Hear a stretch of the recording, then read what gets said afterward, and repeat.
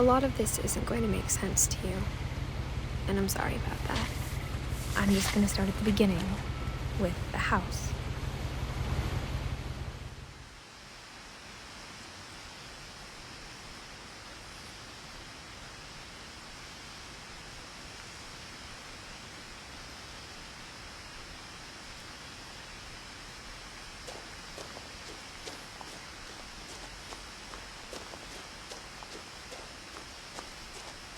I lived here until I was 11, but I wasn't allowed inside half the rooms.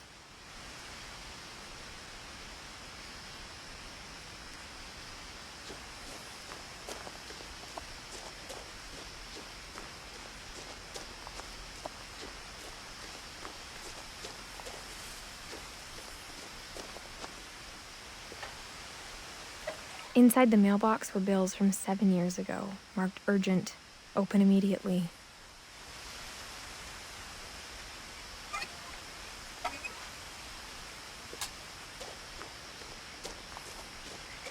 I hadn't been back since my brother Lewis's funeral.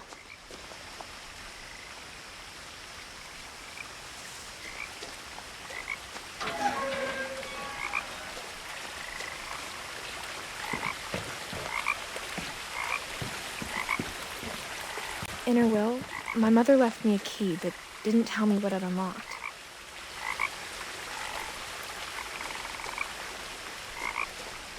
Maybe she thought I'd know. Or she thought that the mystery would be enough to bring me back.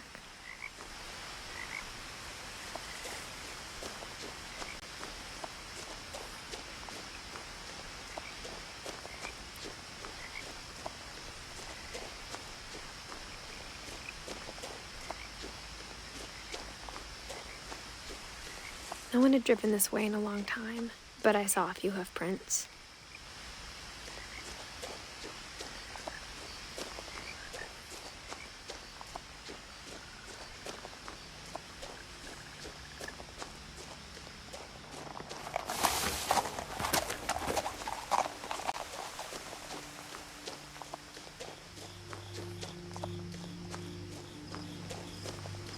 The truth is, even after I inherited the house, I never thought I'd come back to it.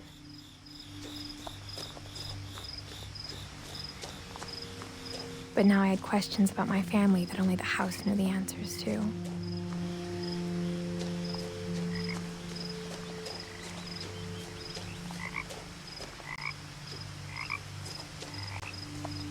The house was exactly like I remembered it, the way I'd been dreaming about it.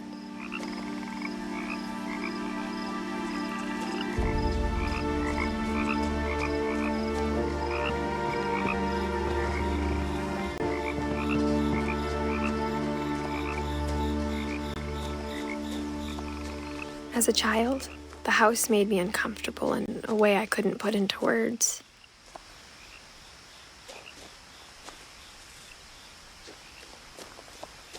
Now, as a 17-year-old, I knew exactly what those words were. I was afraid of the house.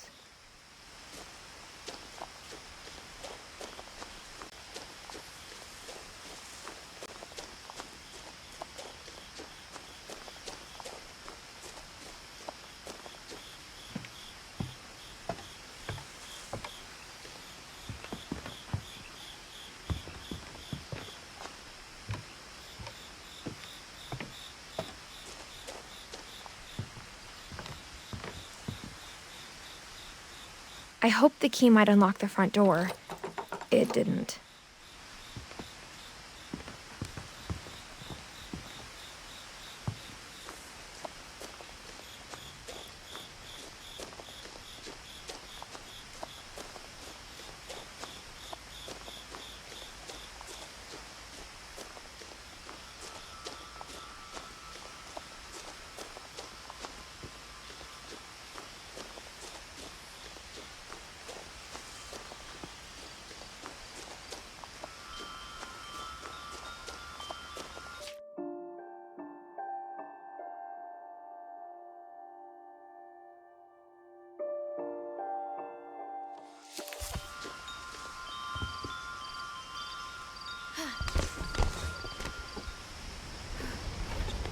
Crawling through the doggy door used to be a lot easier when I was 11.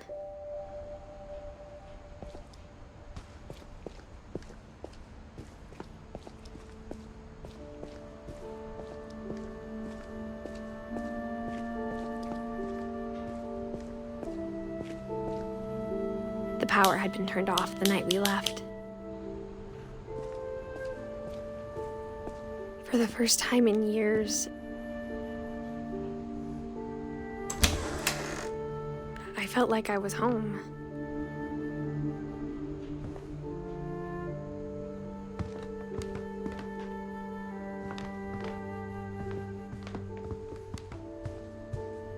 The table was still a wreck from the night we left. It was like a bomb had gone off, killing everyone but sparing the furniture.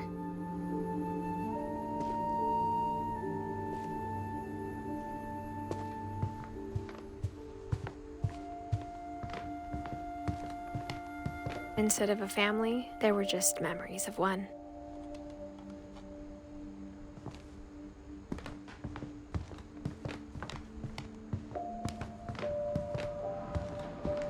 After Louis started working at the cannery, we all got pretty sick of salmon. Except our cat, Molly.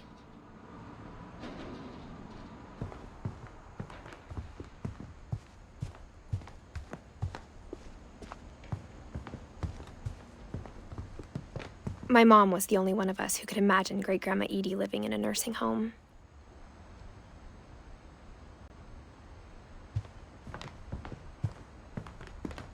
Nothing in the house looked abnormal. There was just too much of it, like a smile with too many teeth.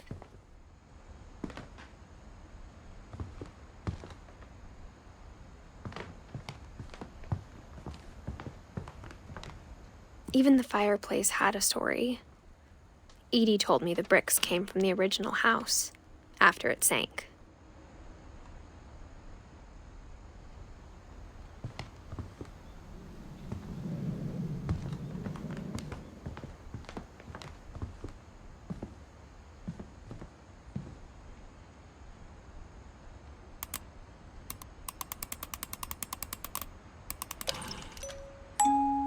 Great-Grandpa Sven built a music box for Barbara, along with the rest of the house.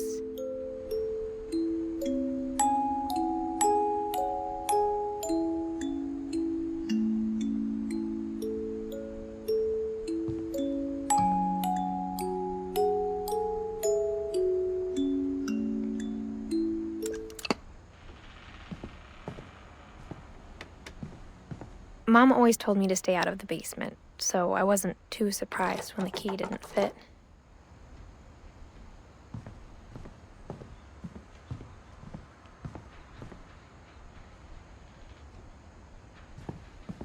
A lot of things got left behind in the whirlwind of that last night.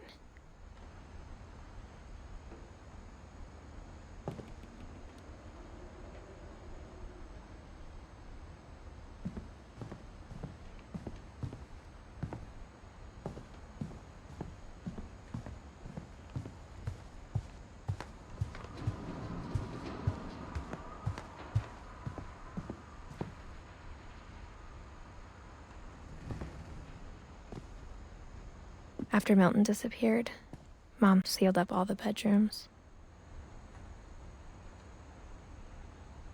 Then Edie retaliated and drilled peepholes.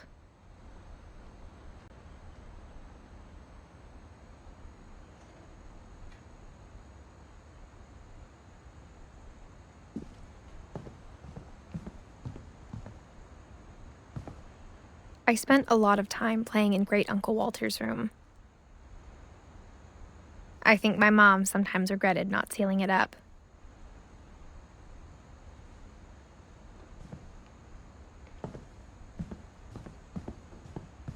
Louis told me there were secret passages, but I never believed him.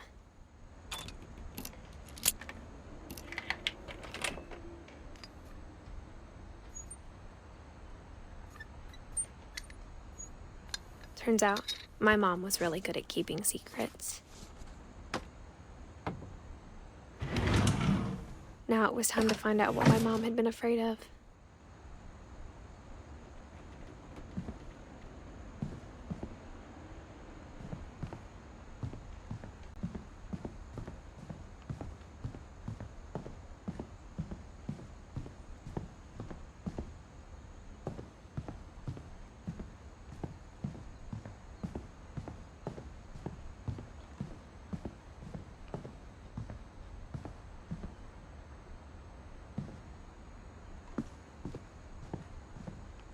Whenever people ask me about my family, the first thing they always want to know about is Barbara.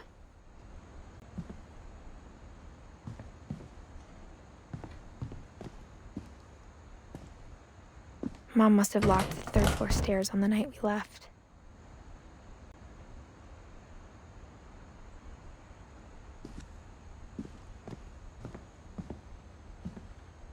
Edie's father, Odin, built the original house.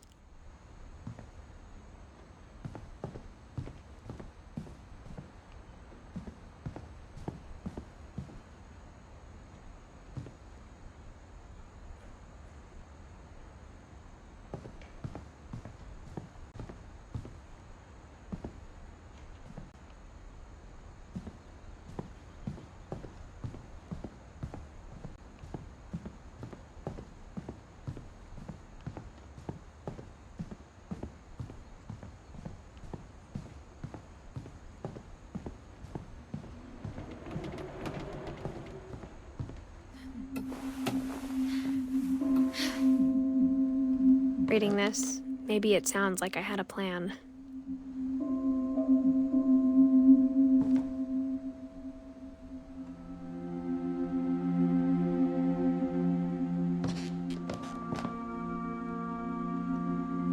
From the paintings on the wall, it was clear my brother Milton had been here before me.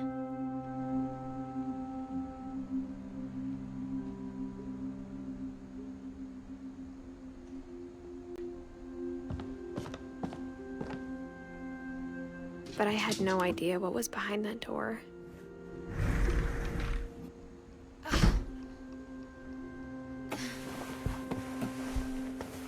Just like I had no idea where all this was gonna lead.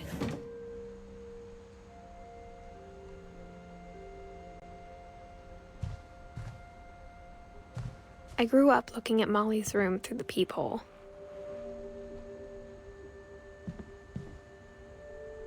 Molly's gerbil had a tiny bedroom with its own even tinier gerbil cage.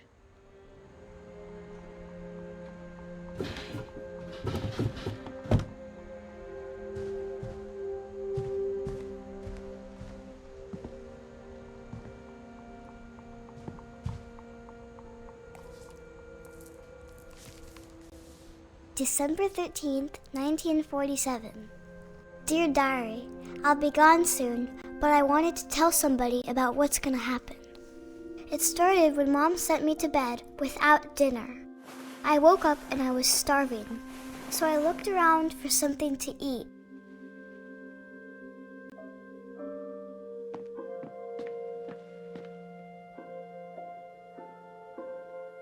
The gerbil food was dry, but I didn't mind it.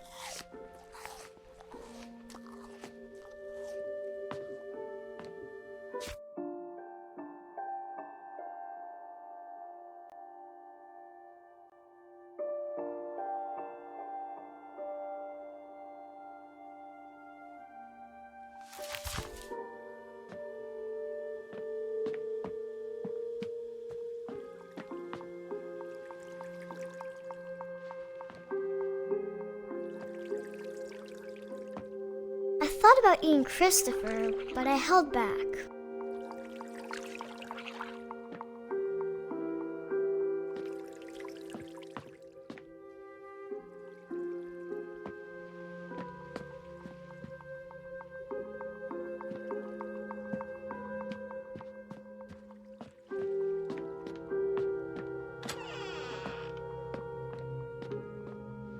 I kept eating and eating.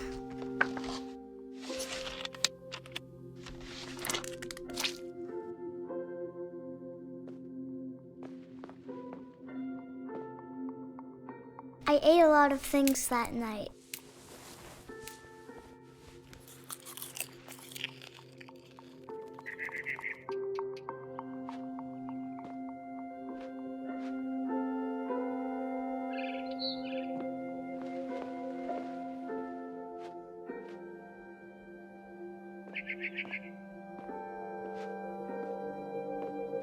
Then I heard chirping outside my window.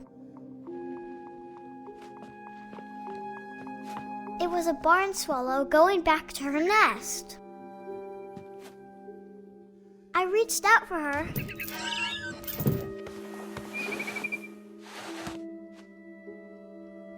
suddenly...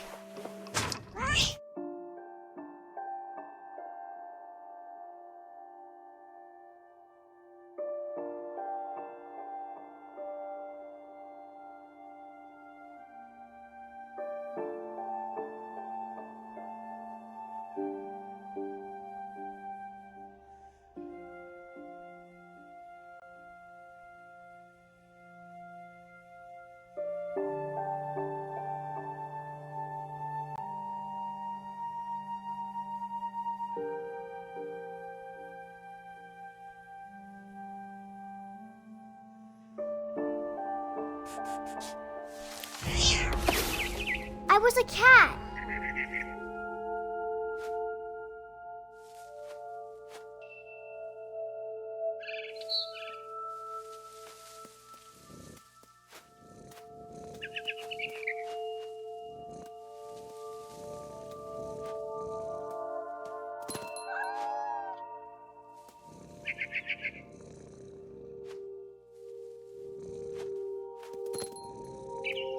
I tried to be quiet, but the bird was really scared.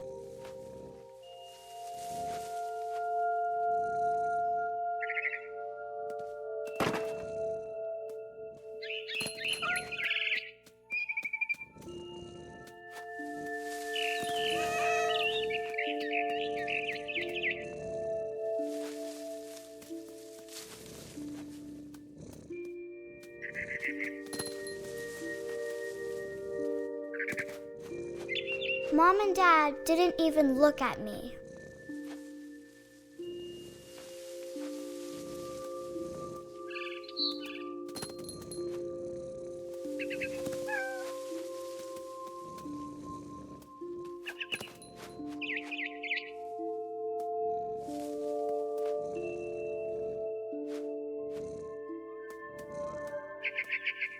I jumped and I almost got her.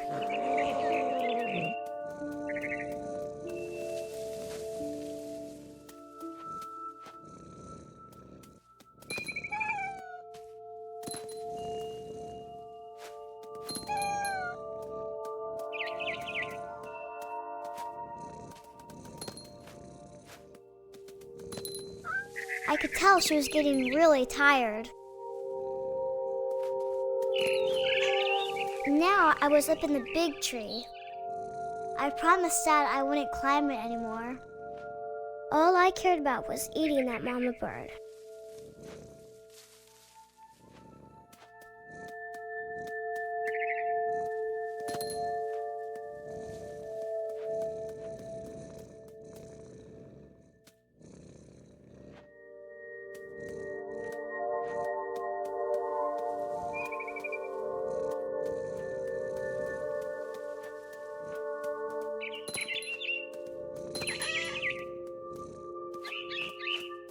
I gobbled her up.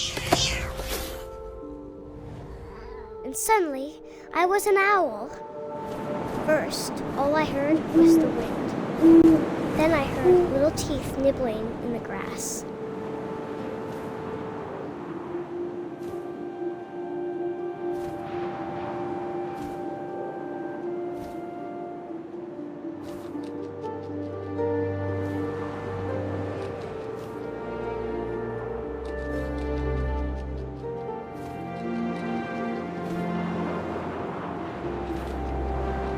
Rabbits.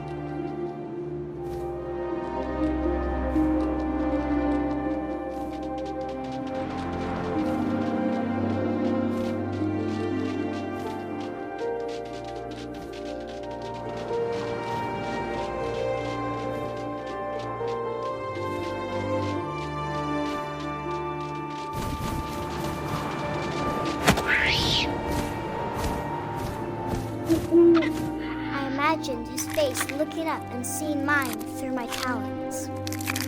I swallowed him up, and I didn't chew one bit. Then I flew off to find something bigger.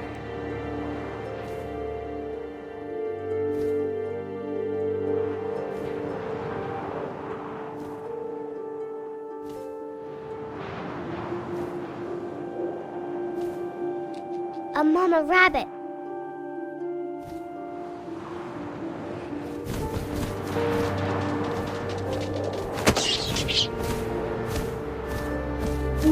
almost too big to carry.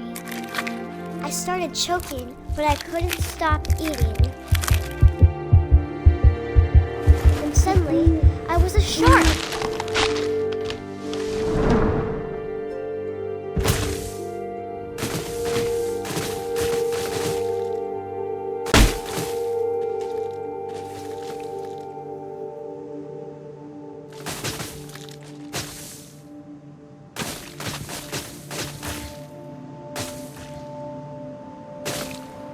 I rolled off a cliff and into the ocean. Now, I was hungrier than ever.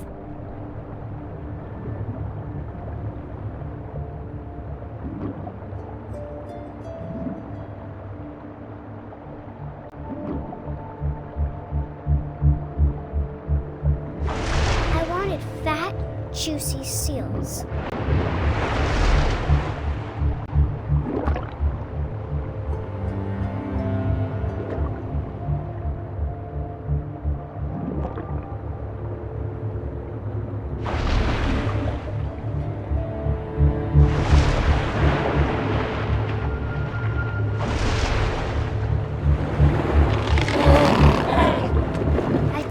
Her flipper, and it tasted really good.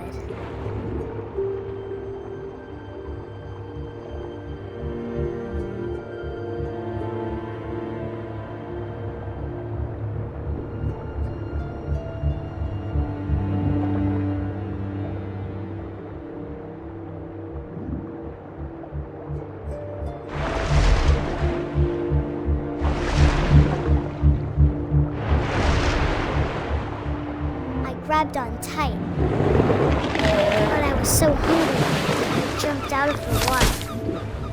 When I opened my eyes, everything had changed.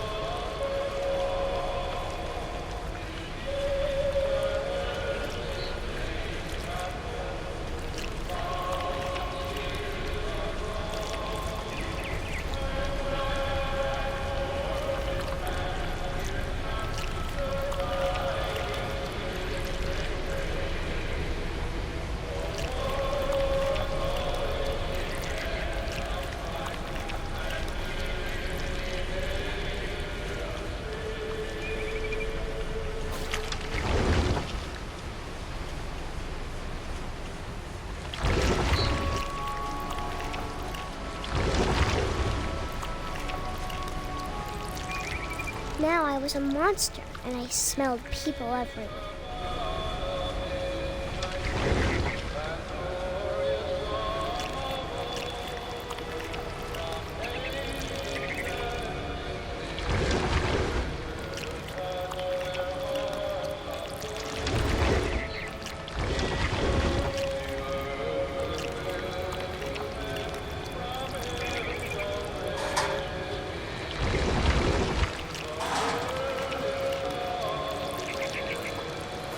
I was big, but I moved real quiet.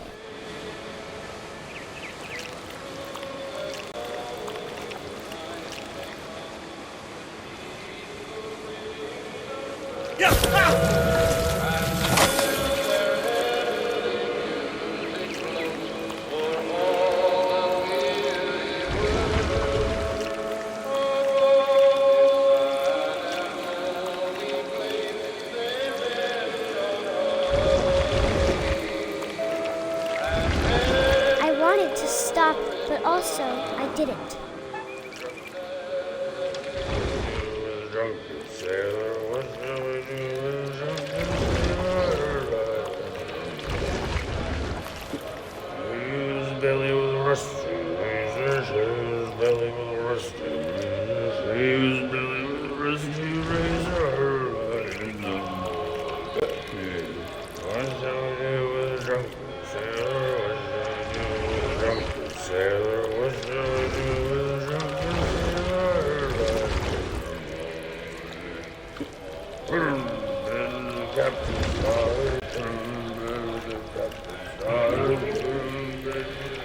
After the last passenger, I was still hungry.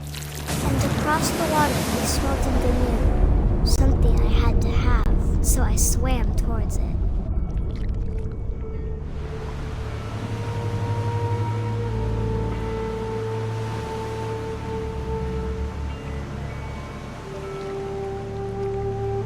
I slithered onto the sand, and the good smell went into an old pipe.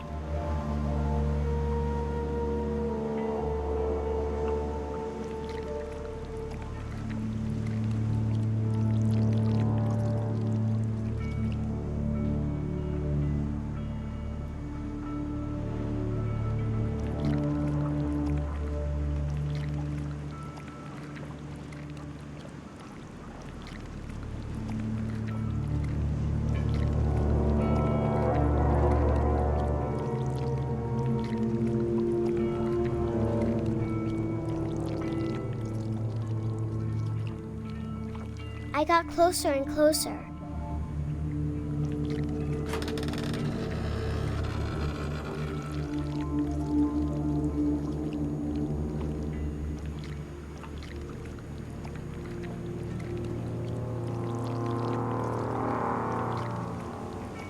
All of my stomach started growling.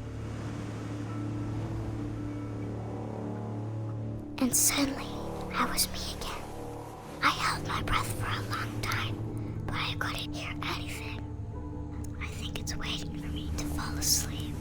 But it's not going to wait much longer. It needs to feed, and we both know I will be delicious.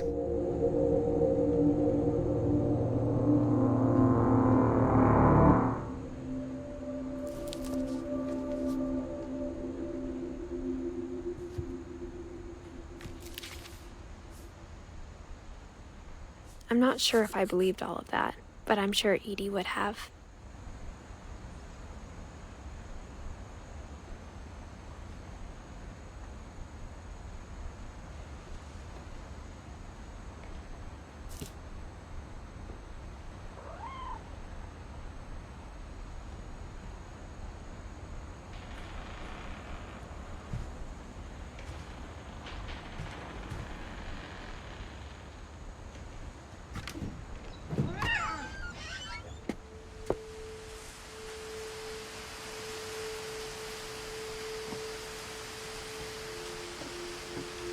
This will be obvious later, but my mom never told me any of these stories. Edie would have, but Mom didn't like bringing up the past. Though, when we adopted a stray kitten, she was the one who named it Molly.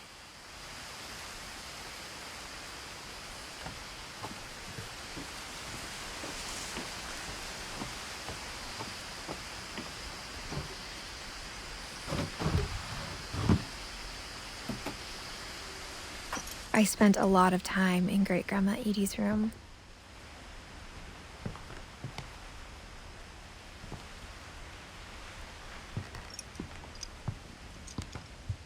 We got along, and it was a good place to hide from my mom.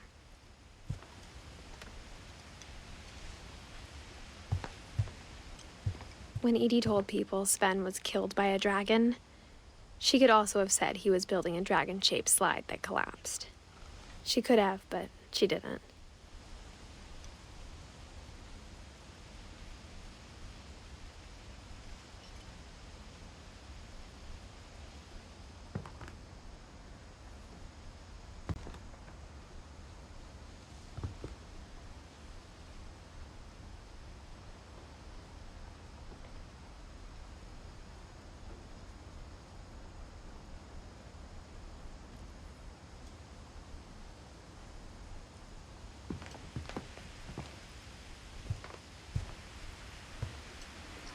Edie gave a big interview about a mole man living under the Finch house. My mom was furious. I hadn't thought of myself as Edith Jr. for a long, long time.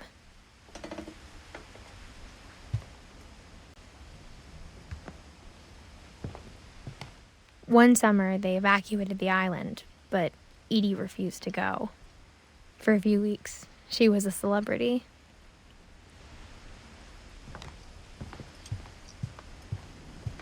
Louis died a week before we left, but Edie had already started to memorialize him. Her room was like a museum.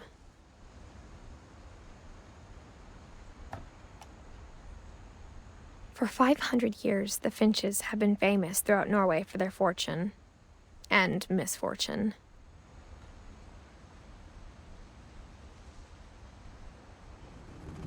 Odin Finch buries the latest victims of the family curse, his wife Ingeborg and their newborn son, Johan. On January 7th, 1937, he set sail with his family and his house, hoping to leave the curse behind.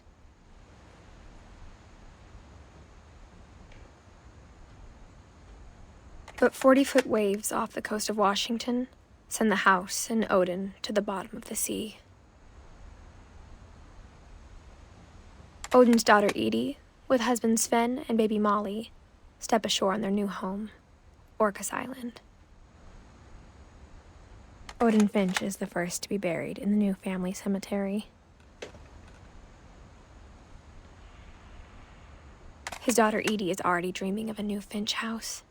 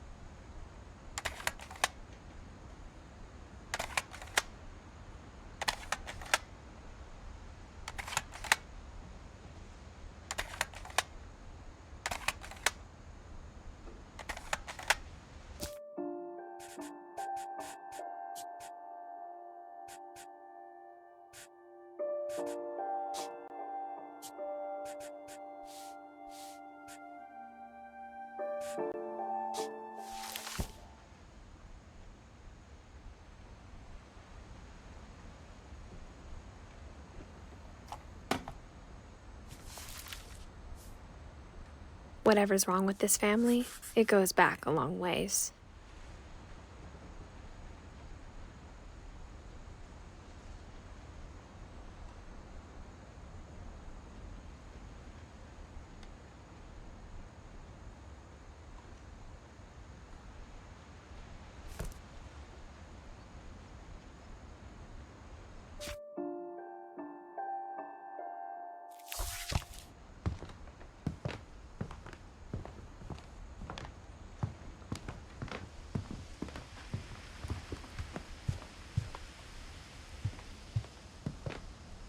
Even in her 90s, sometimes Edie seemed a lot younger than my mother.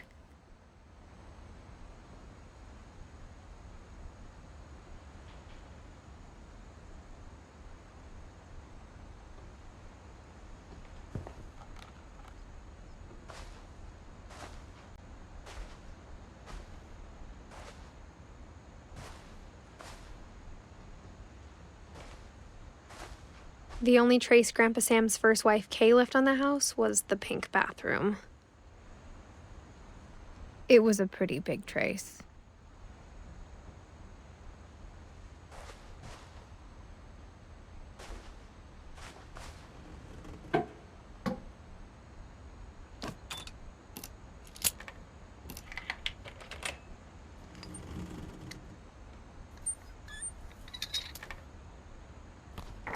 There's a secret in this bathroom.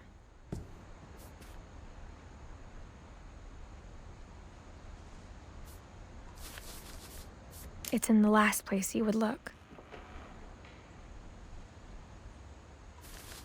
It isn't in the cupboard. It's hidden in this book.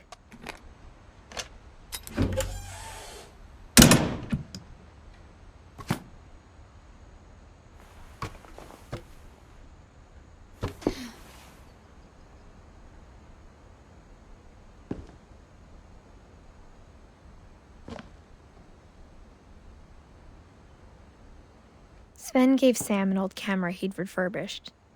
He never put it down.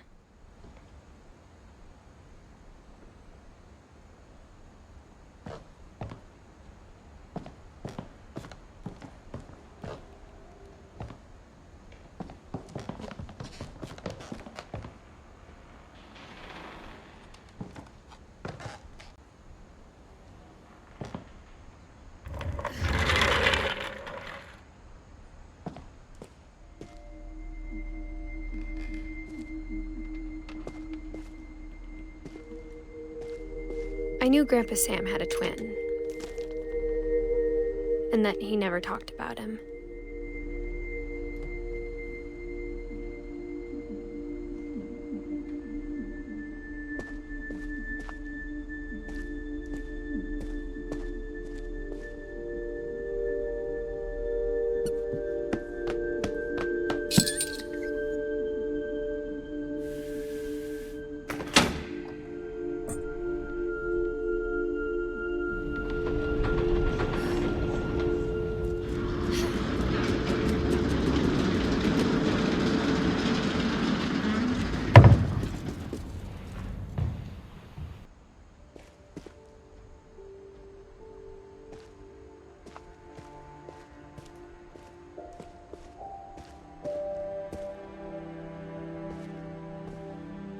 I guess my grandpa didn't like history any more than my mom did.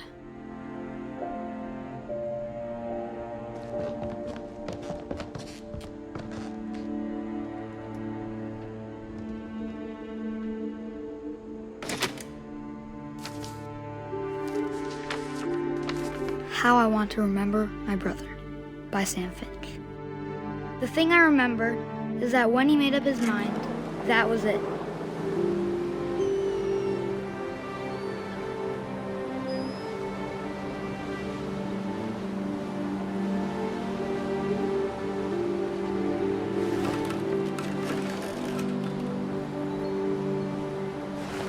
My brother said he'd die before he ate another mushroom, and he did.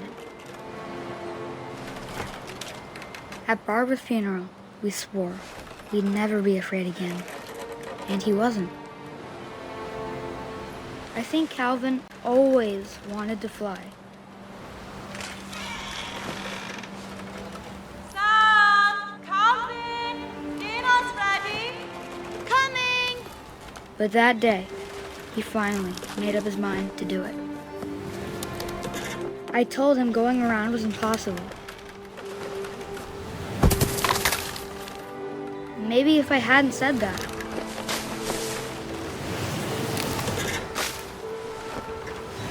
Calvin! I'm not gonna tell you again!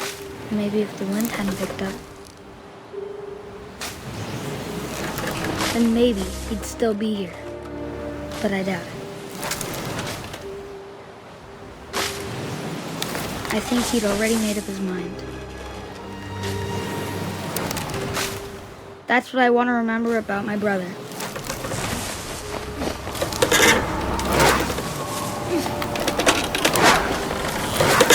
The day he made up his mind to fly. And he did.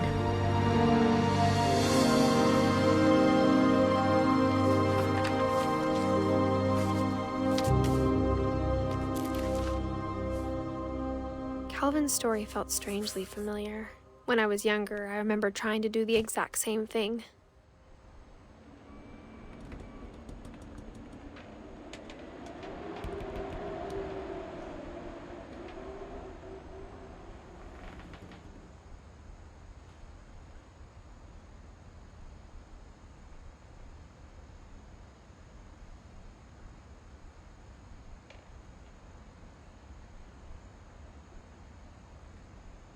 After the funeral, Edie roped off Calvin's half of the room.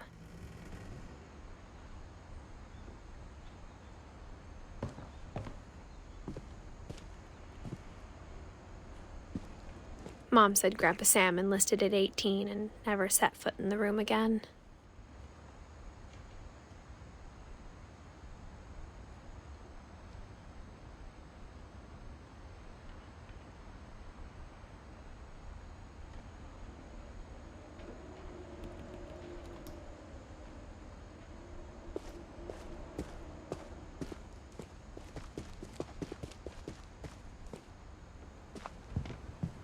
The passages were a pretty tight fit. They'd obviously been built for smaller hands and bellies.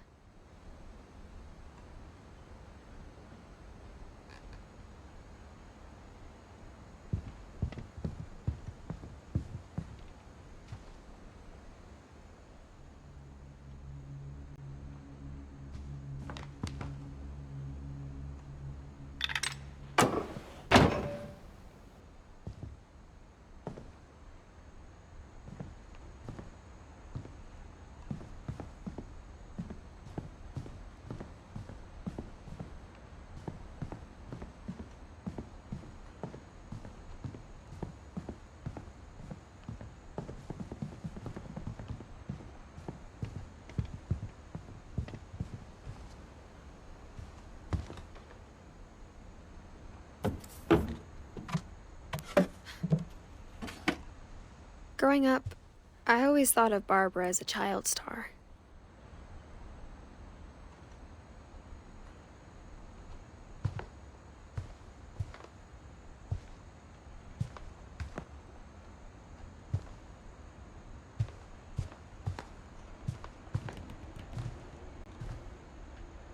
I never thought about how hard it must have been for her afterwards.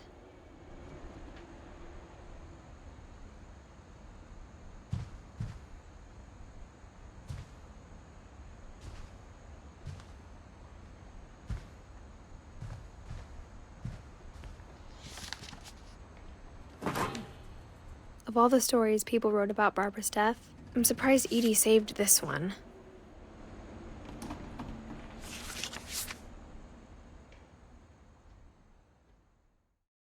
Old Jack here with another ghastly tale inspired by America's most unfortunate family.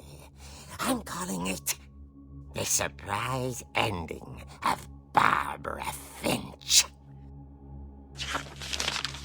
As a child star, Barbara was famous for her scream. Now at 16, she was all washed up. a has-been.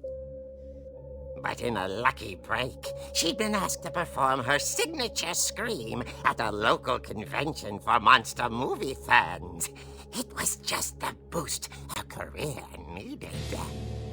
Unfortunately, her scream hadn't aged well. Getting better. I think you just need the right motivation.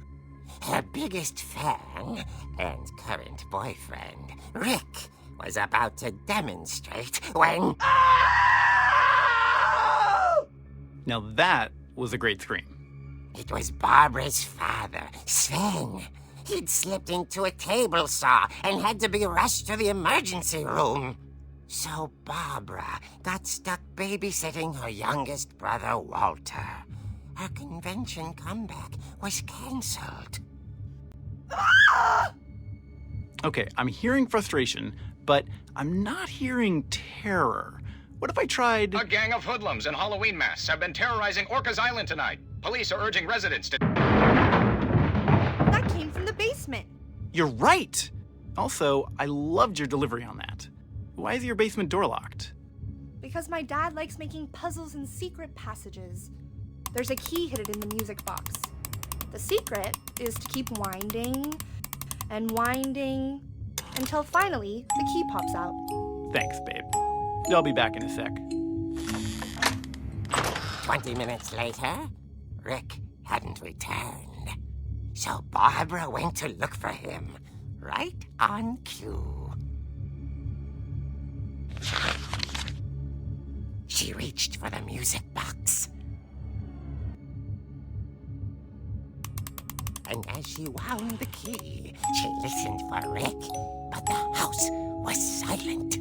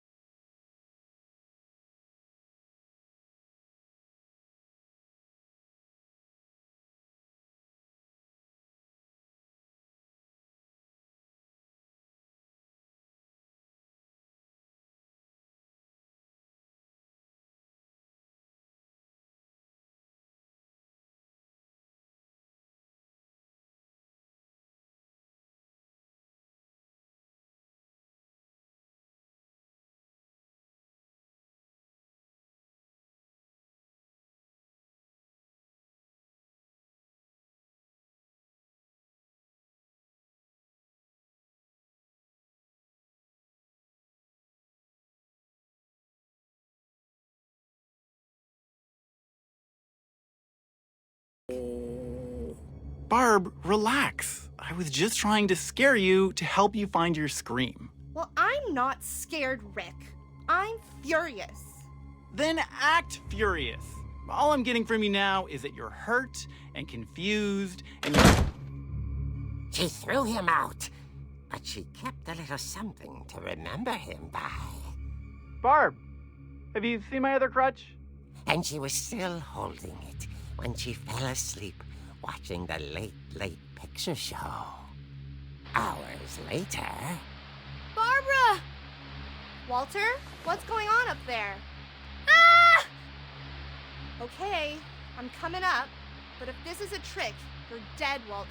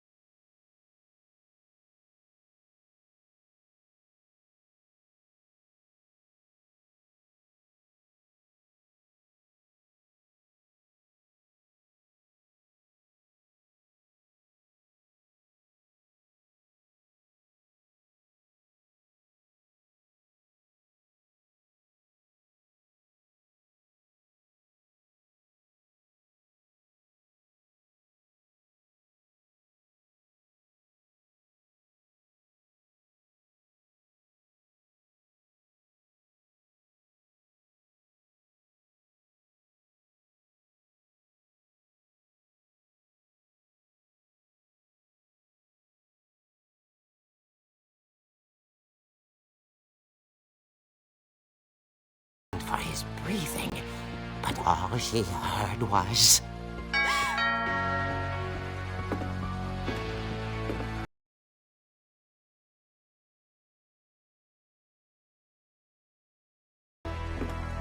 At the door, she heard whispering. It was coming from inside the house.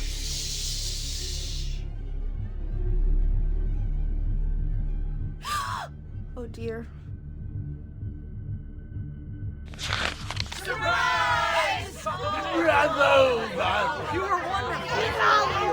monsters had come to surprise her. For Barbara, it was a dream come true. Then she saw what kind of monsters they were, and she realized what was about to happen. She was going to be famous. And with her final breath, Barbara Finch gave the performance of her life.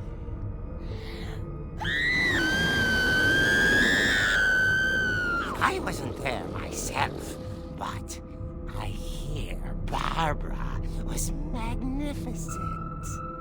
Poor girl. She had a taste for stardom. But unfortunately, so did her fans. Of course, the police blamed it all on poor Rick, who disappeared the same night. And little Walter? Hiding under his bed the whole time. He took it all pretty hard, but that's another story. As for Barbara, tucked inside the music box is all they ever found of her. Her ear. Now that's what I call a real eerie tale.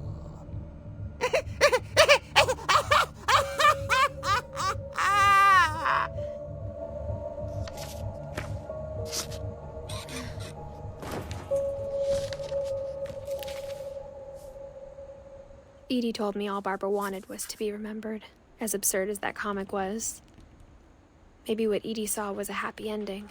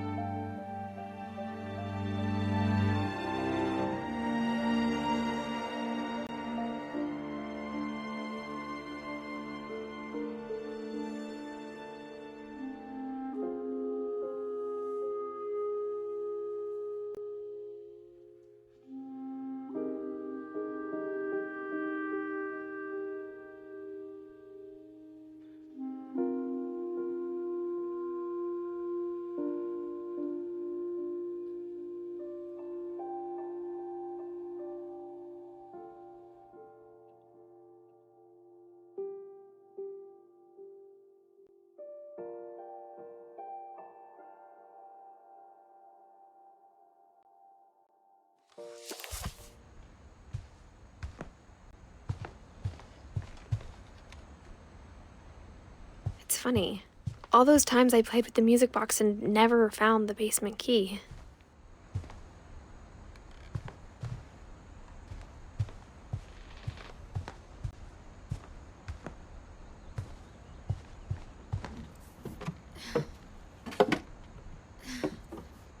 I guess now I know why Mom didn't like me playing with the music box.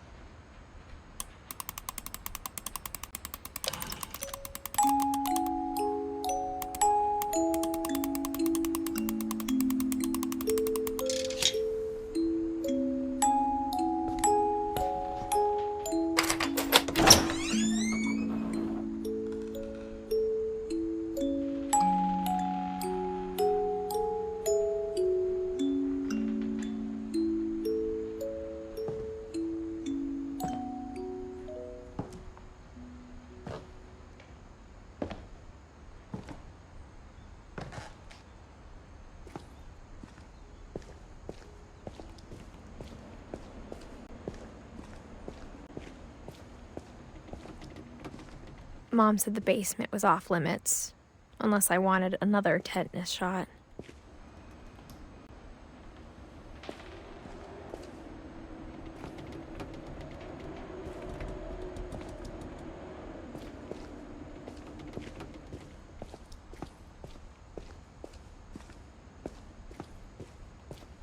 I saw Edie sneak down to the basement once, carrying packages.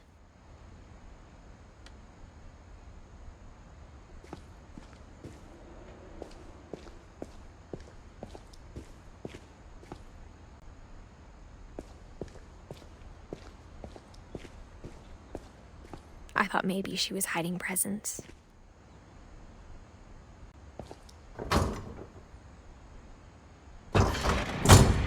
It turned out she was hiding a lot more than that.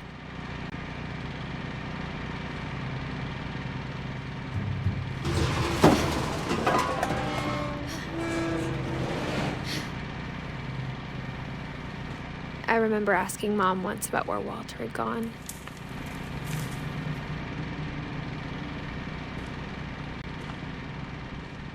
She said after Barbara died, he got as far away as he could.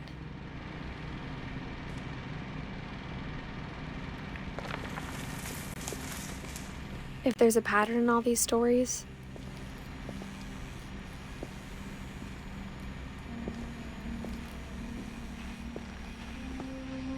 I think it's that none of us has gotten very far.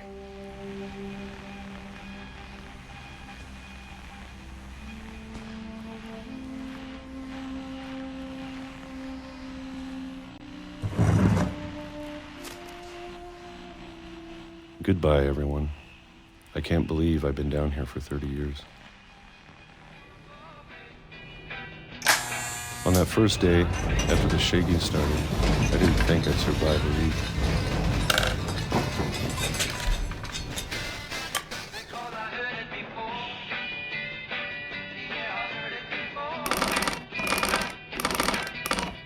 But after a few days, I settled into a routine.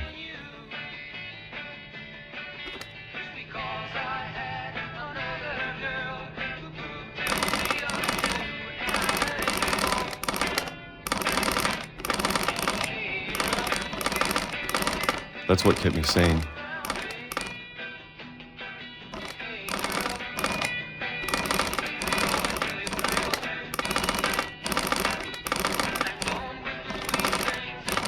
Having a schedule, living for today.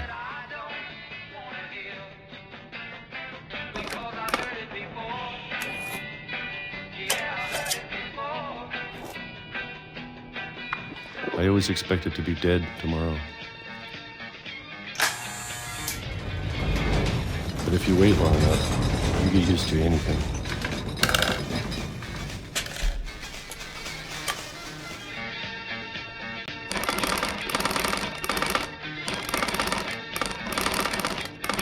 Even a monster on the other side of the door starts to feel normal.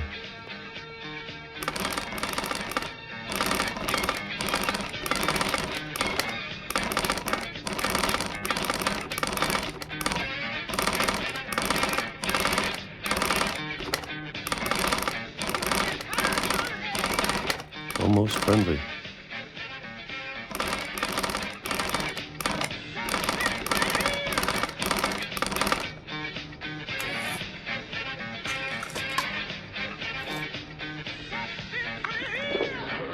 And then one day, everything just stopped. Whatever that thing was, it was gone.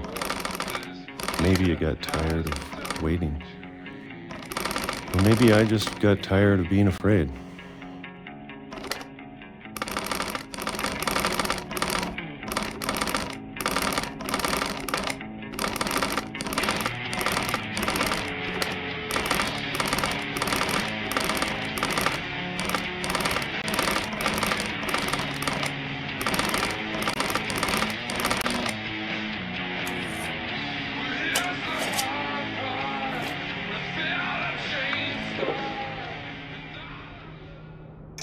It's been a week now, the longest in 30 years.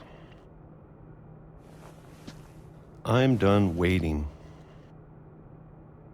I have to leave while I still can.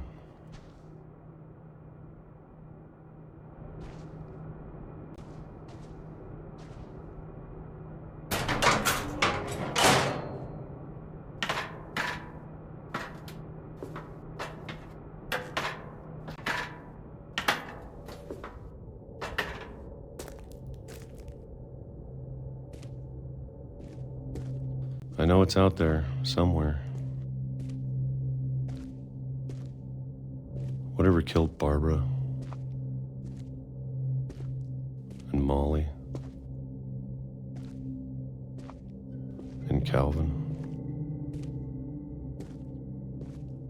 Maybe this is all a mistake. But I need to stop living the same day. Even if it kills me.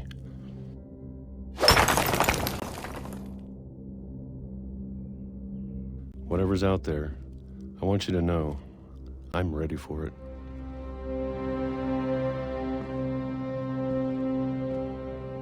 I'm going to appreciate all of it, especially the food. I don't mind if I only have a year left.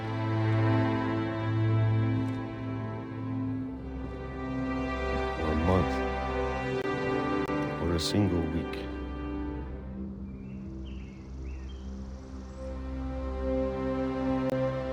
I'd be happy with one new day.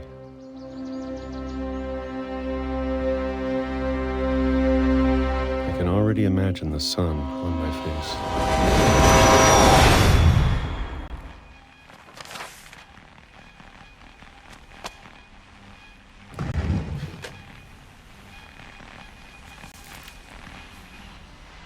Walter died when I was 6. I can't believe my mom never told me he was down here.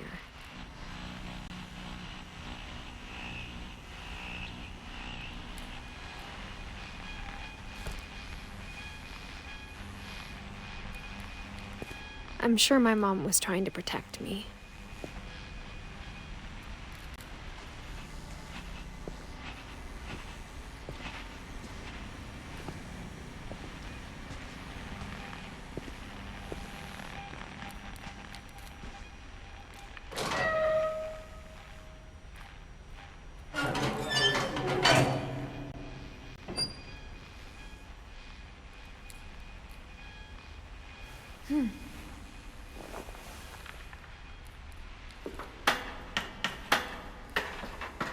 Maybe she was afraid I'd end up like Walter.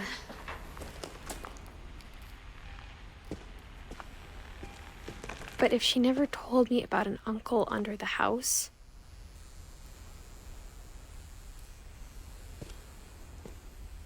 I can only imagine what else she was hiding. I don't want to make the same mistakes she made.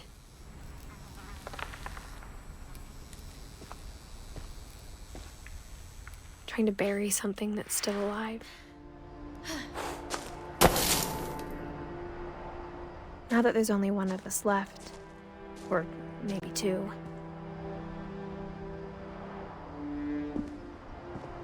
I thought it was time I heard the stories for myself. And found out what happened to everyone else. But now I'm worried the stories themselves might be the problem.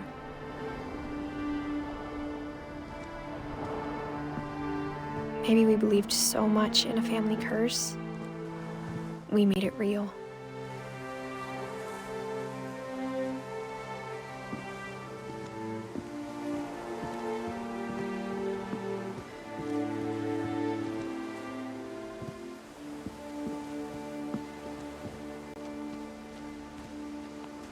I don't know if I should even be writing this.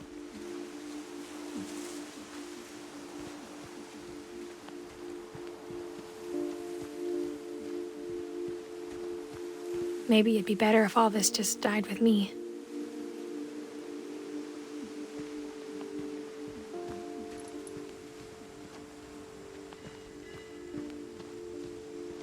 But I thought you should know about your family.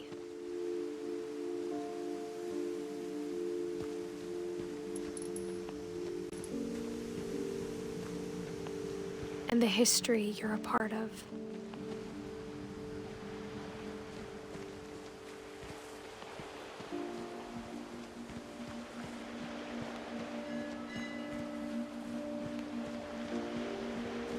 Though to be honest, I feel as lost as you probably do right now.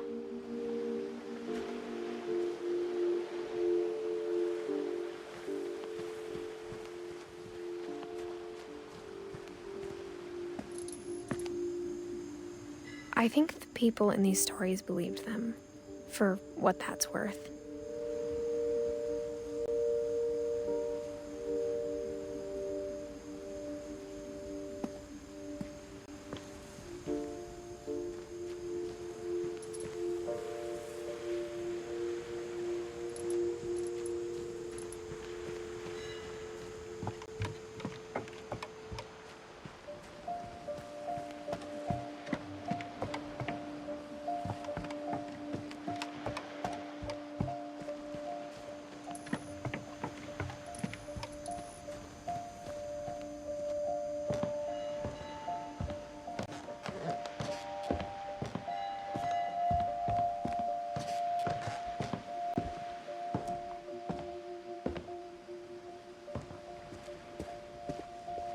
And when you look at the house, it had that history of imagination and stubbornness and madness.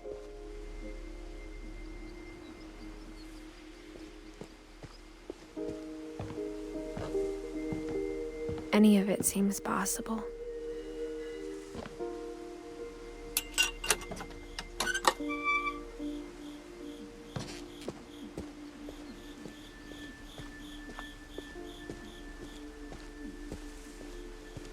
I think we've been surrounded by death for so long, we've just gotten used to it.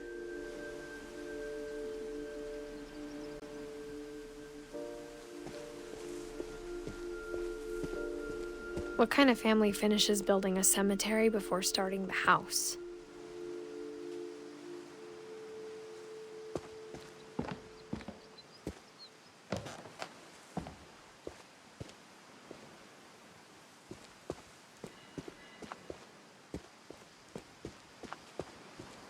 It's embarrassing for me to admit this, but the pet cemetery made me more uncomfortable than the human one.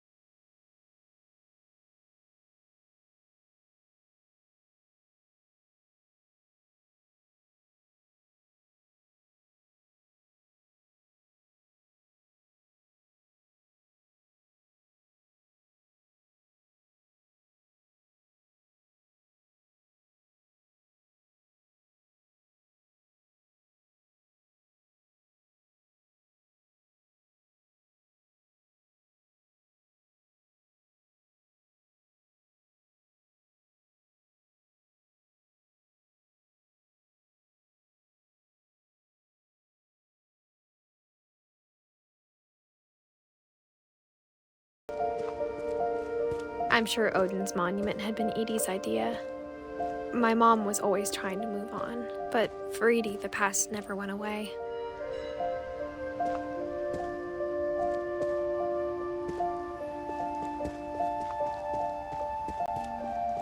She could see it poking out of the water at low tide.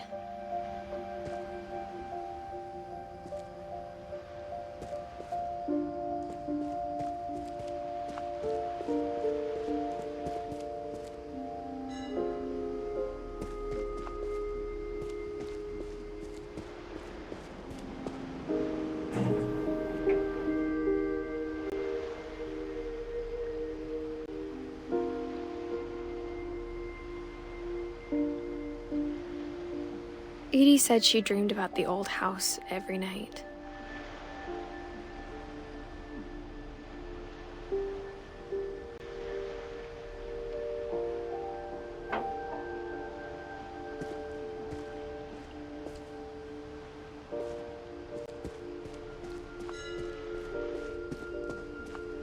Edie's side was always easier for me to understand.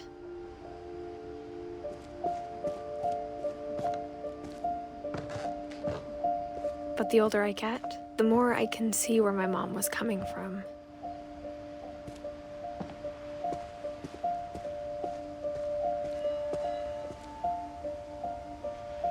She lost 2 of her brothers, just like I did. I get why she tried so hard to protect us.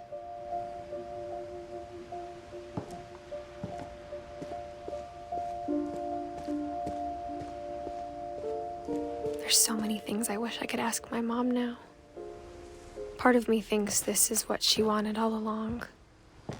For me to come back someday and find everything out for myself.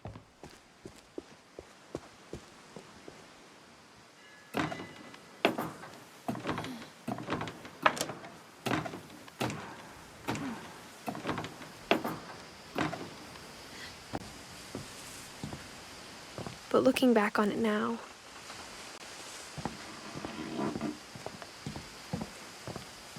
if she told me there was going to be so much climbing, I never would have come when I was 22 weeks pregnant.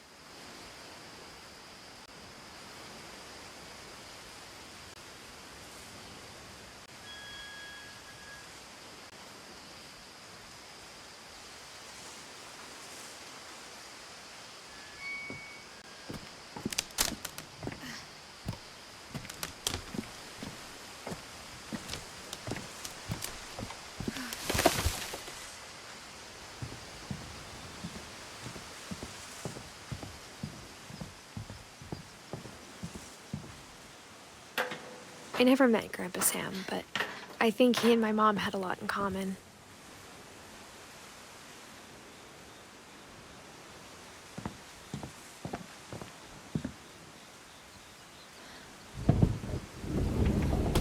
They were both pretty intense. Sam spent his life shooting photos, but Mom said he got nervous being in front of the camera. I guess we're all afraid of something.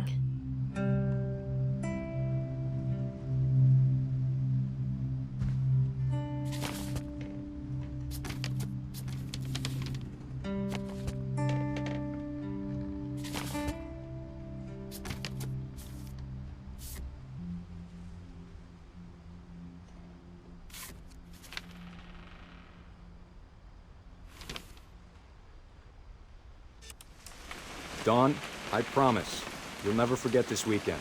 Yes, sir. These memories are gonna last a lifetime. Am I gonna have to shoot anything? It's a hunting trip, Dawn. Shooting is strongly encouraged. What?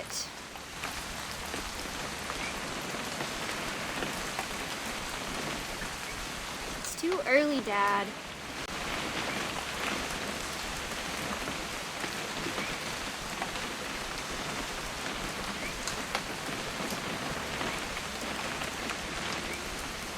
Okay. Perfect. It's gonna rain the whole weekend, isn't it?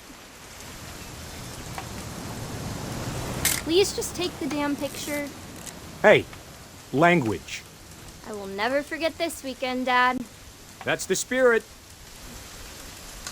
Did you want to get a picture of me or what? Smile, Dawn. Okay, got it. I'm gonna take some pictures, okay? Just be careful. That camera's older than you are.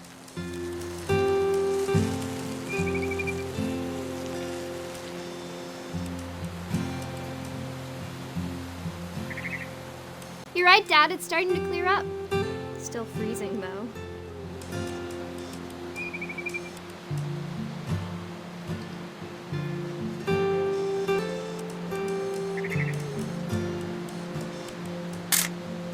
Aw.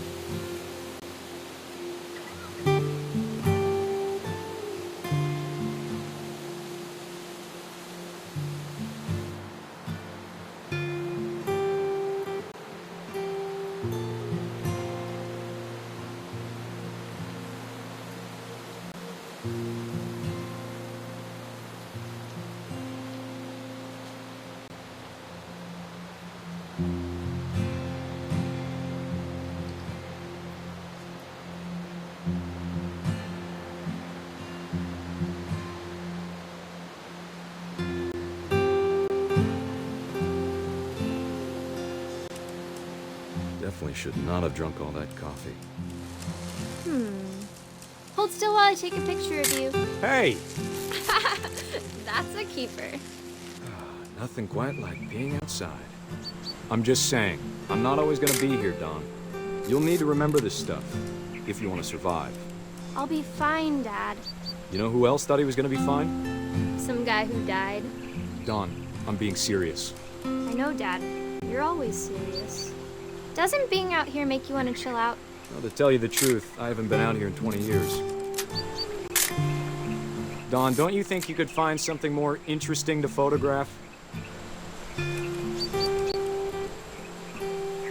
Last time I was with my brother Calvin. Man, that was a great trip. Dad! Good eyes, Don.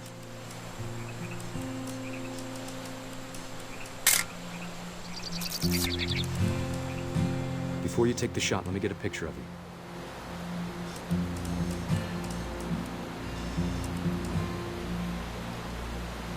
Dad, I... Just breathe. Turn off your imagination. Focus on your target.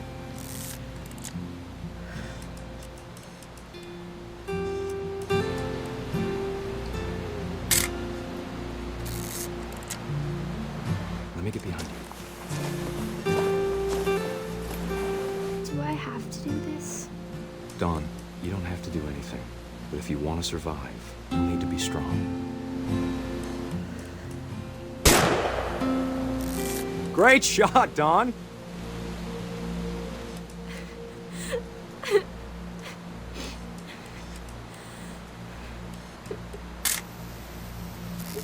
I'm proud of you, Dawn. Always remember that, okay?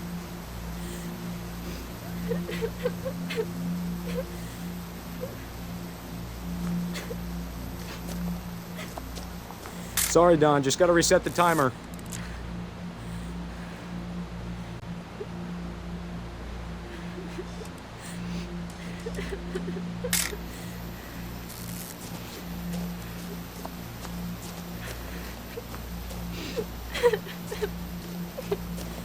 Dad, it's twitching. I think That's it's totally so... normal, Dawn. Just focus on the camera. Try not to think about— Dad!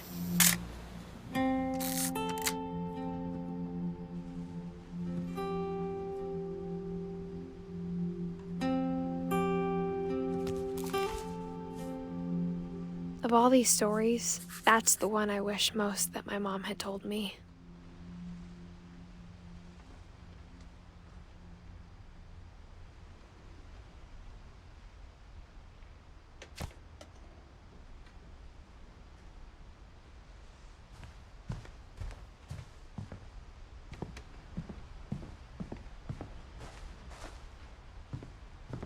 Instead of hiding from death, Sam seemed to go out of his way to meet it.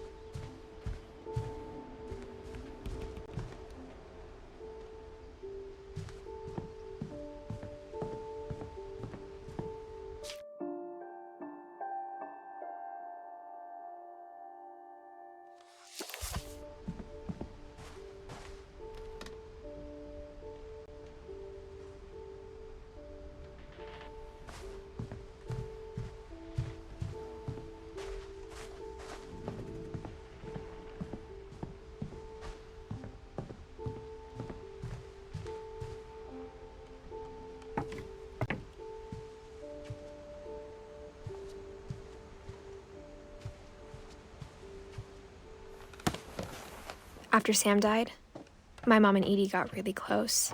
They'd both lost a lot.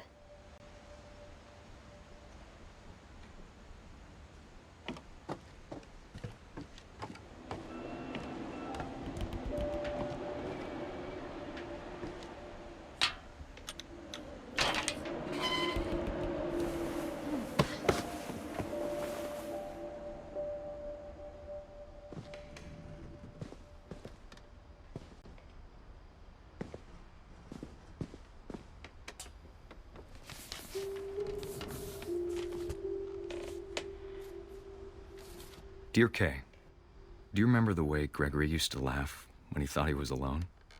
Like something funny was happening, but only he could see it.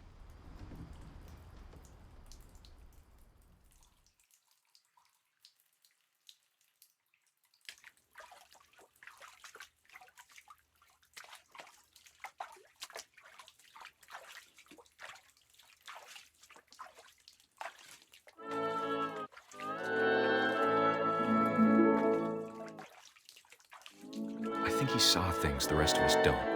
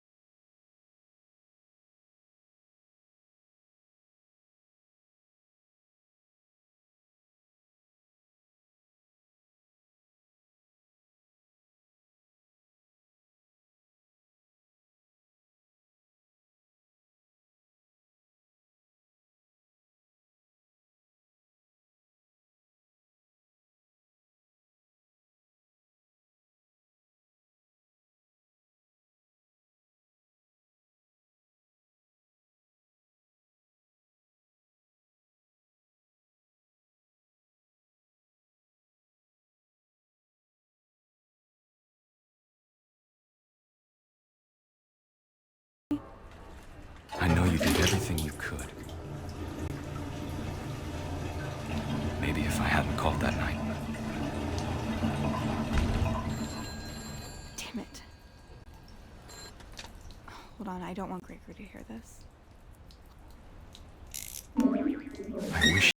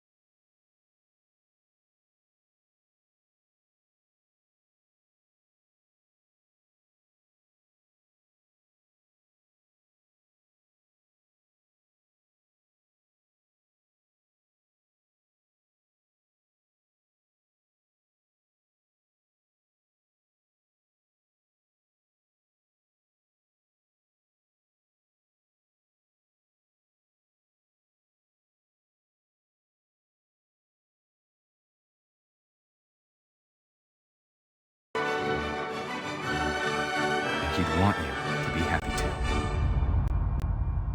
Good luck, Kay. Love, Sam.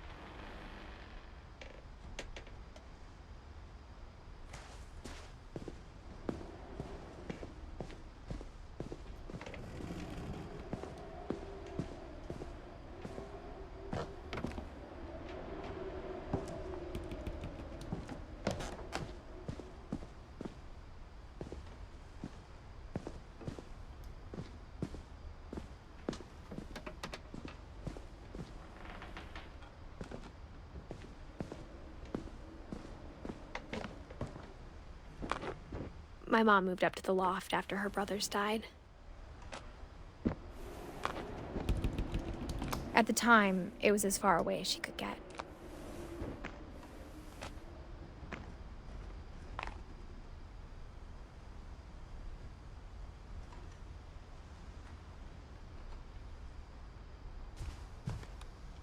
I can't imagine what it was like for her to lose 2 sons after she'd already lost 2 brothers.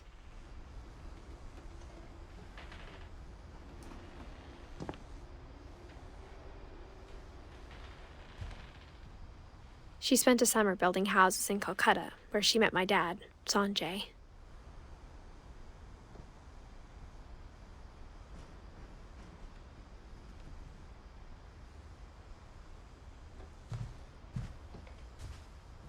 My mom moved to India a week after graduation and got a job teaching English.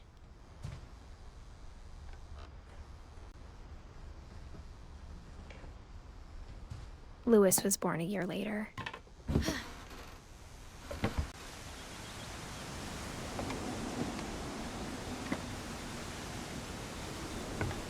When my dad died, I don't think Mom knew where else to go. I'm sure Edie was happy to have her back.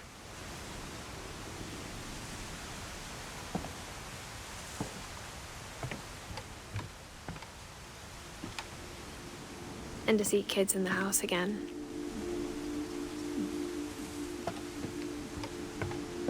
The house had to get a little bigger, but Edie was used to that.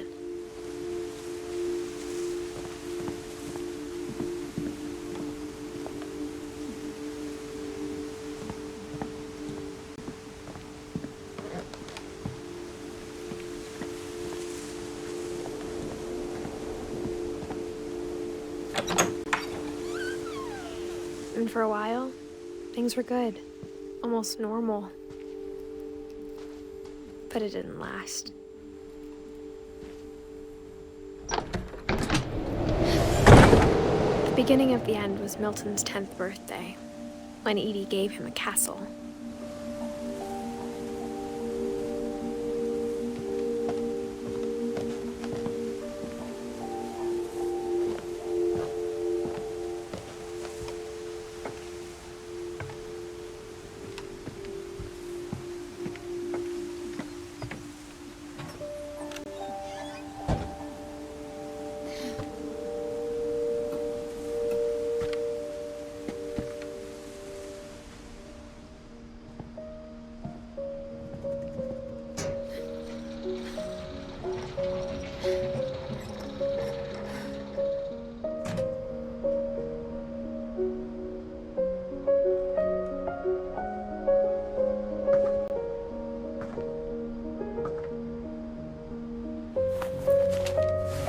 Milton Finch in The Magic Paintbrush.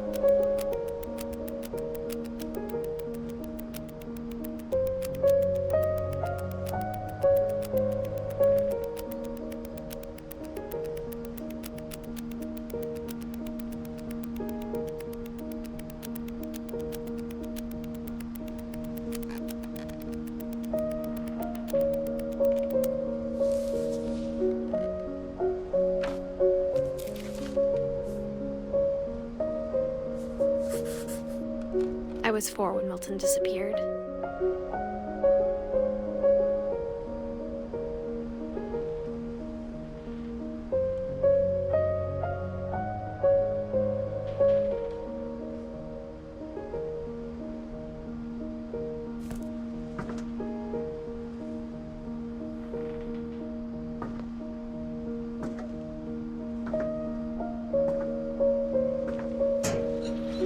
Mom spent months searching for my brother. Then she sealed the doors.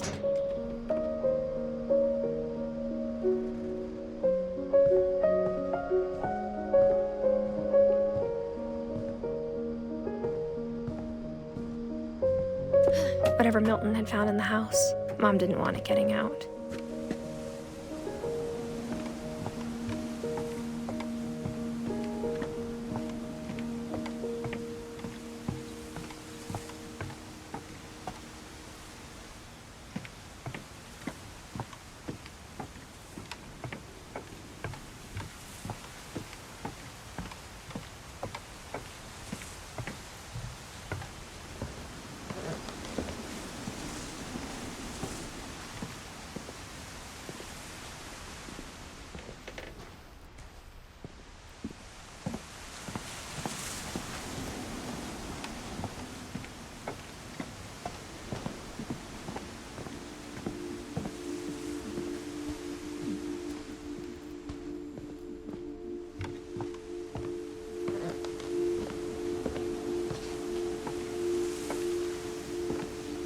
Mom definitely blamed Edie, but I think Louis blamed himself.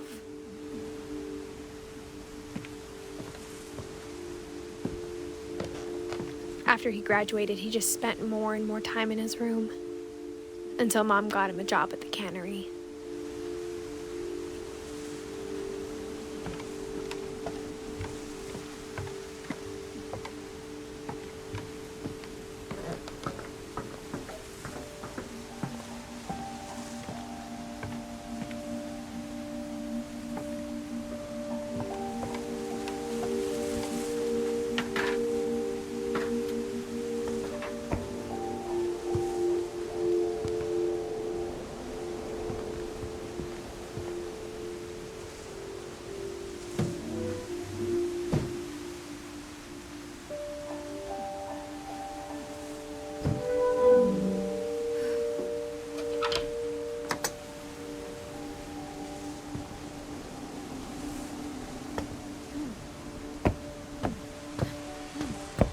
Louis's room smelled very, very familiar.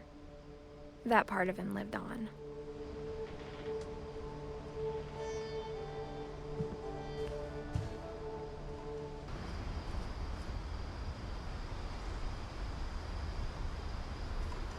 Louis's room smelled very, very familiar. That part of him lived on.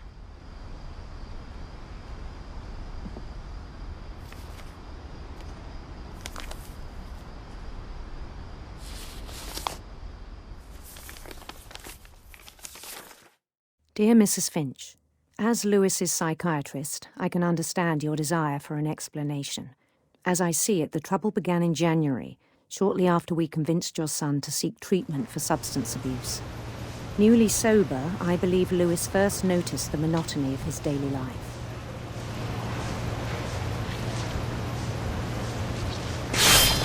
He kept working at the cannery, but he withdrew part of himself. In our sessions, I saw the same behavior.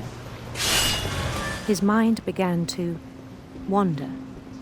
I asked him to describe it. He said he started small, imagining a labyrinth. He'd feel his way about. Then something moved. Bats and toads. And things that have not names. He knew it was all in his head.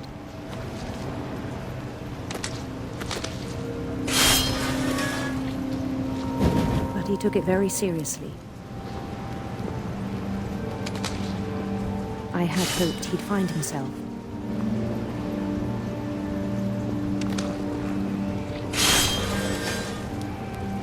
But he found something more.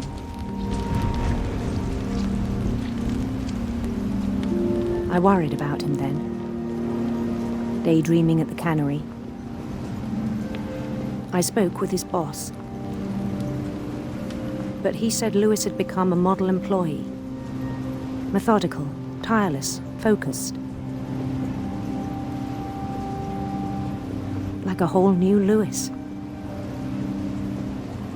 So I let him go on.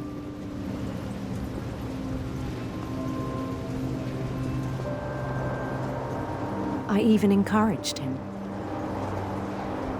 It seemed very promising at first. He told me he'd made a new friend.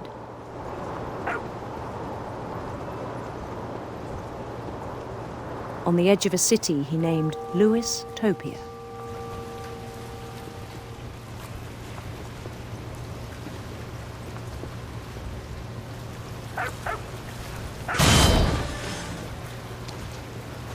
He built the city up slowly, brick by brick.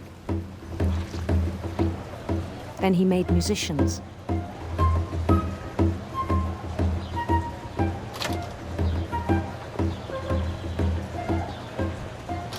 And songs for them to play.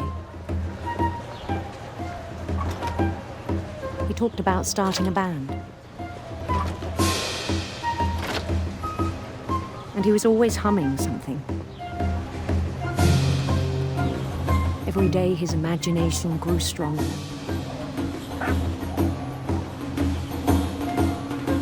He no longer spoke at the cannery. But his chopping was as reliable as ever. Then one day it struck him that all the cheering crowds, even the stones under his feet, were all in his imagination. So he could do whatever he wished.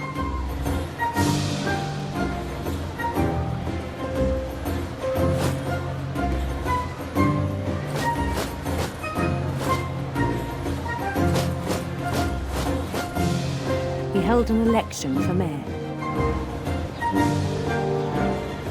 And he won. They begged him to stay, but his mind was already wandering. It became a game for him.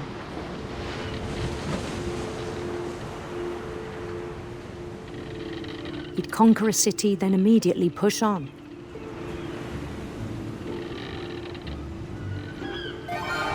New Louisville.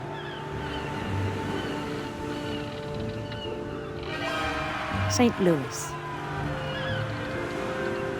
He started drifting away from our reality.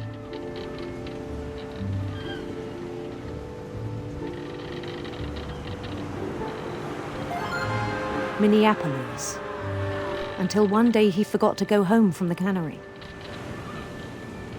Even as his mother pleaded with him, part of Lewis kept sailing on.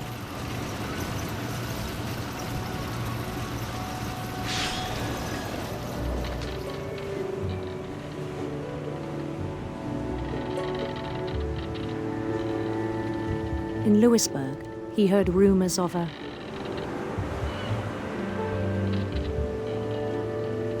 handsome queen.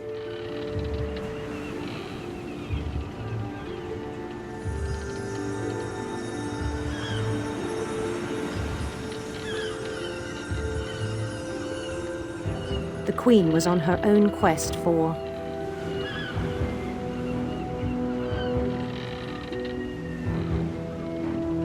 radiant rainbows.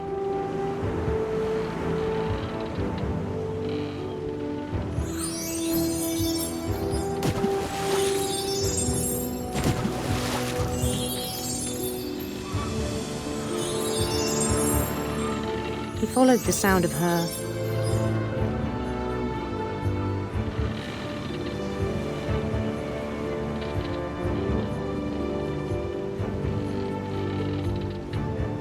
electric sitar.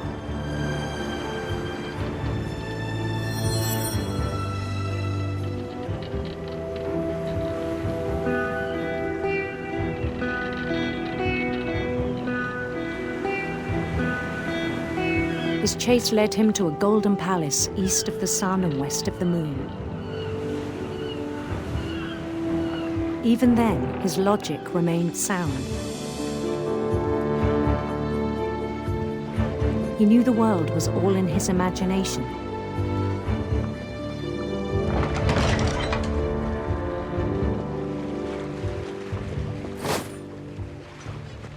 But he was so proud of having created it.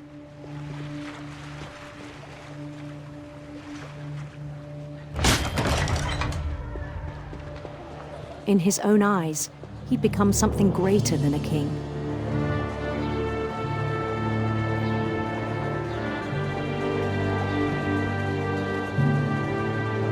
For someone who'd never known success in the real world, I think it was overwhelming.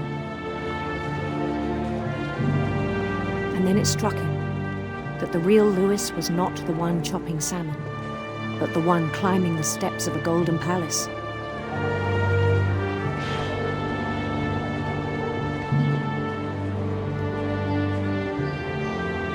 My imagination is as real as my body, he told me. It was hard to argue with him.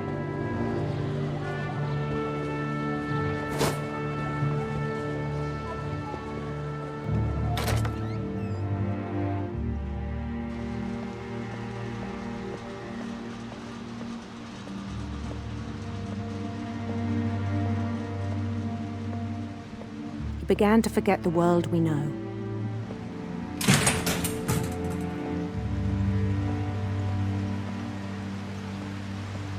I think it pained him to remember Lewis, the cannery worker.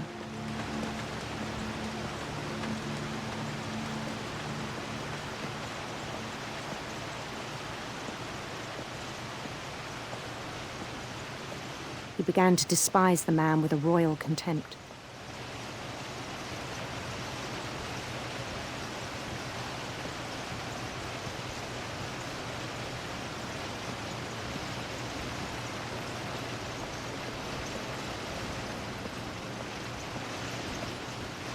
I still thought I could save him. Even after he said he was being crowned king over all the lands of wonder.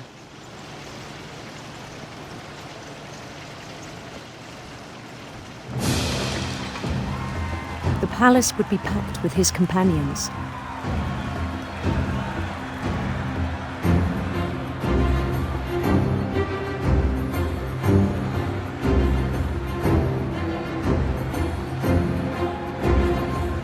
Including the wise Calico who'd insisted on advising him.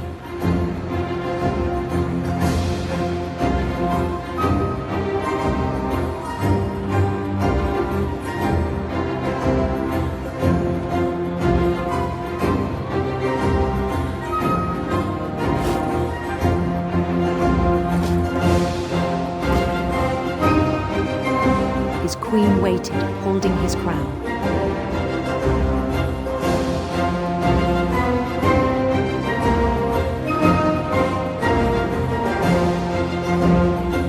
There was only one thing left to do.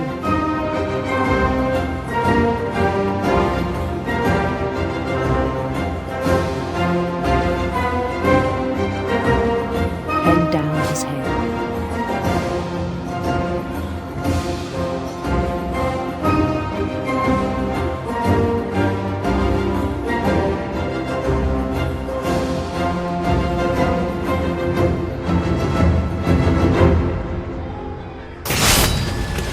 I think you know. Mrs. Finch, your son was a kind man who will be missed by all of us who knew him.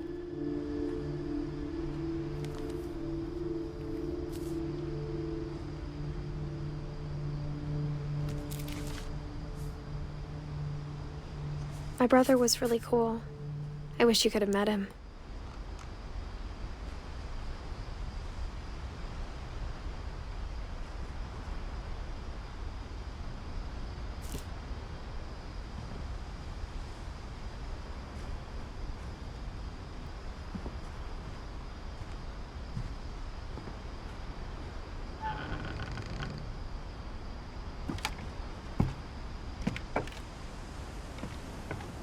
On the way back from Lewis's funeral, my mom told me to start packing. She waited until the day before we left to tell Edie. I'm not sure if she wanted to make it easier or harder.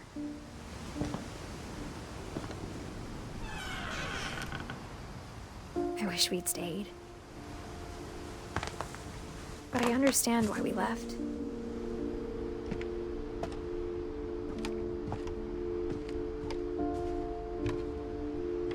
My mom ended up leaving everything behind. What happened that night had been coming for a long time. Maybe it should have come sooner.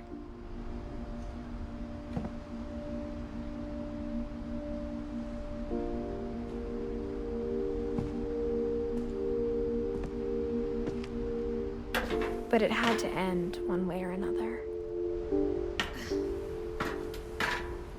All that's left now is to tell you about that last night.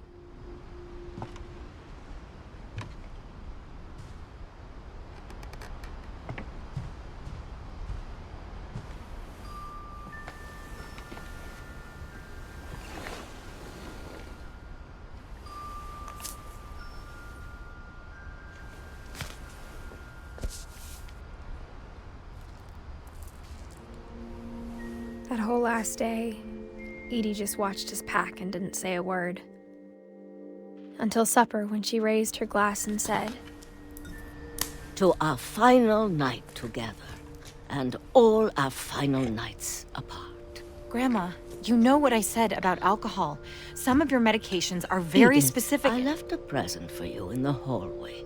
Why don't you go open it? The grown-ups have to argue now. I'm sorry, you're right. We're all leaving tomorrow. Let's just enjoy our last... I'm not leaving. Edith, you're excused.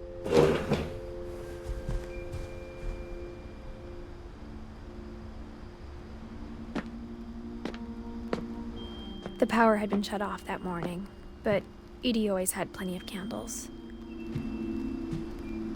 When my mom sealed the library, I don't think she knew about the other entrance. Or that Edie had a key to it.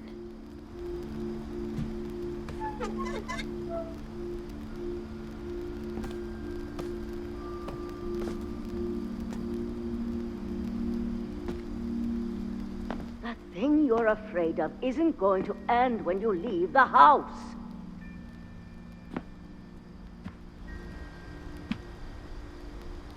Edith has a right to know these stories. My children are dead because of your stories. I think it's best if Edith and I leave tonight. We'll have the nursing home send a van for you in the morning, okay?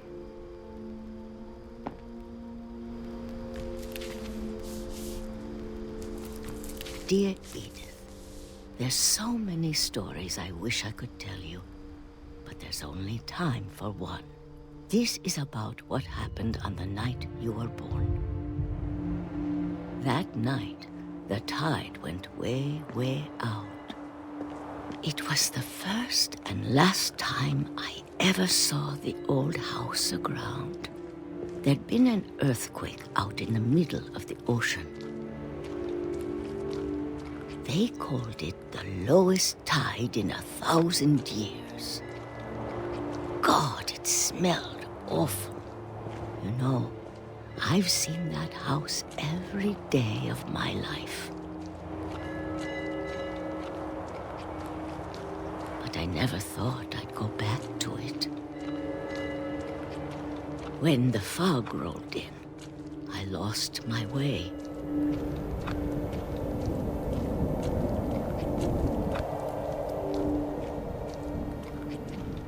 I got turned around.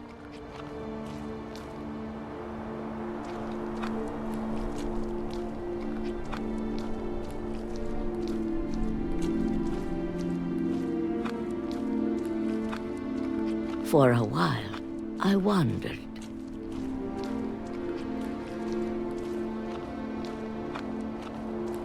I started seeing things.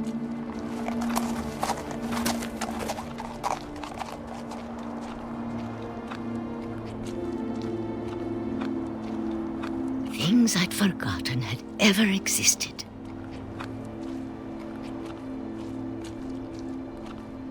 But when I saw them, they felt like old friends. That night, a lot of things came back to me. Or maybe I came back to them.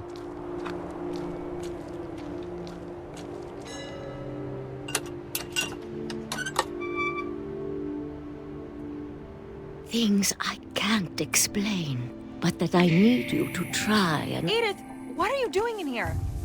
It's mine. Edith! Mom, you're gonna rip it! Let go! I kicked and screamed, but Mom dragged me to the car. I never saw Great-Grandma Edie again. The next morning, the van came to pick her up, but she was already gone. After that, we moved around a lot.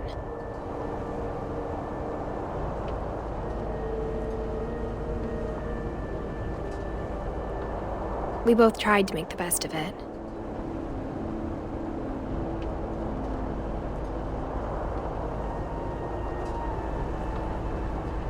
A few years went by.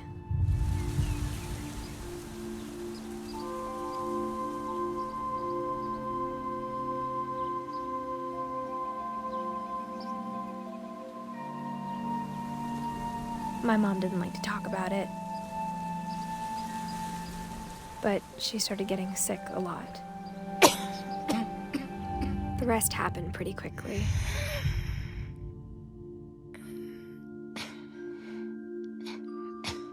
She got better for a while, and then she didn't.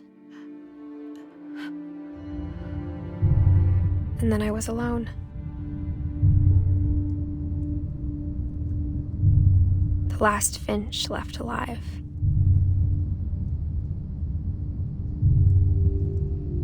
Until I found out about you. I'm still not sure what to tell you about all this. If we lived forever, maybe we'd have time to understand things. But as it is, I think the best we can do is try to open our eyes. And appreciate how strange and brief all of this is.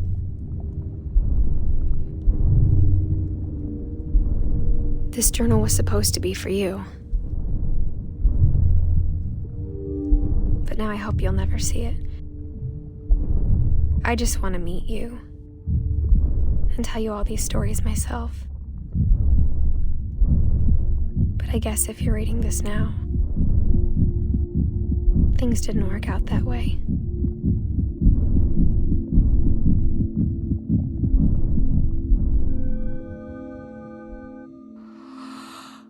This is where your story begins.